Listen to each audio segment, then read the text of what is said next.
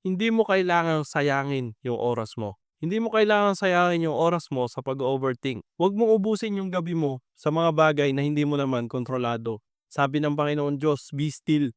Hindi mo kailangang alamin lahat ng bagay. Kailangan mo lang magtiwala ka sa Kanya. Hindi mo rin kailangang ubusin yung oras mo sa paghahabol ng ibang tao. Kung kailangan mong habulin, baka hindi talaga siya yung para sa'yo. Si Lord yung magdadala sa'yo ng tamang tao sa tamang oras. Huwag mong ubusin yung oras mo sa pag-compare ng journey mo sa journey ng ibang tao. Hindi mo kailangang sumabay sa timeline ng iba. Baka ang season mo ngayon ay maghintay, pero dadating din yung panahon na masasagot yung mga pinapanalangin mo. Huwag mong ubusin yung oras mo sa pag-iisip kung paano mabukas. Yung bukas, pag-aari yan ng Diyos. Gawin mo lang yung best mo ngayon at si Lord na ang bahala sa mga susunod.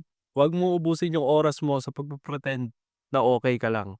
Nandiyan ang Diyos para makinig sa'yo at nandiyan ang Diyos para i-heal yung heart mo. Huwag mo ubusin yung oras mo sa pagtakbo papalayo sa Diyos. Hindi mo kailangang ayusin yung sarili mo bago ka lumapit sa Kanya. Lumapit ka sa Kanya kung ano ka man ngayon at kakatagpuin ka niya at siya mismo yung mag-aayos sa'yo. Huwag mong sayangin yung oras mo sa mga ganitong bagay dahil sobrang importante at sobrang ikli lang ng oras natin dito sa mundo. Ang gusto ng Lord, mag-focus ka lang sa Kanya at maramdaman mo yung pagmamahal niya sa'yo.